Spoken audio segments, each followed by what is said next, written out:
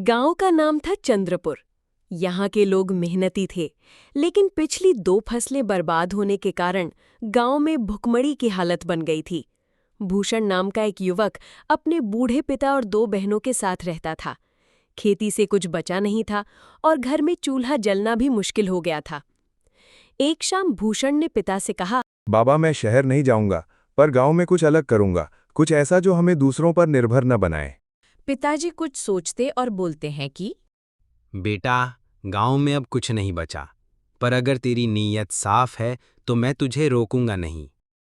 भूषण ने गांव के बाहर एक पुरानी बावड़ी की जमीन देखी जो वर्षों से पड़ी थी। लोगों का मानना था यहाँ कुछ नहीं उग सकता, ये जगह अभिशप्त है। पर भूषण ने ठान लिया। उसने उस जमीन को साफ किया, उसमें सब्जियां उगाने की योजना बनाई। गांव के कुछ नौजवानों से मदद मांगी, पर सबने मना कर दिया। सिर्फ एक विधवा महिला और उसका बेटा मोहन मदद को आगे आए। भूषण ने दिन रात एक कर दिए। कुएं से पानी खींचता, खुद खाद बनाता और बुवाई करता। कुछ महीनों में ही वहां हरी भरी सब्जियां उगाईं। लोग हैरान रह गए।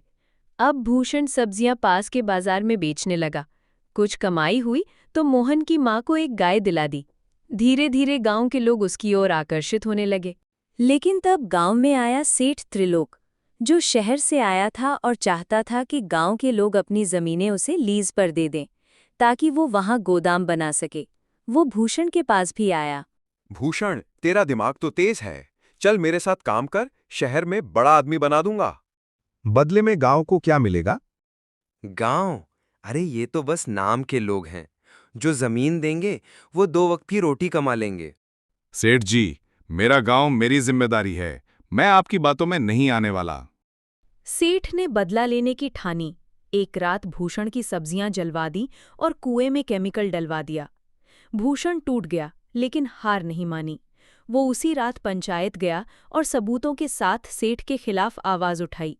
लोग पहले डरे, लेकिन फिर भूषण की बातें सुनकर उठ खड़े हुए। गांव के लोगों ने सेठ को गांव से बाहर निकाल दिया। कुछ महीनों बाद भूषण ने फिर से नई जमीन तैयार की, और इस बार गांव के कई नौजवान भी उसके साथ हो लिए। गांव में नया सहकारी मंडल बना, जहां लोग अपनी उपज बेचने लगे और मुनाफा साझा किया जाने लगा। एक दिन मोहन की मां ने पूछा,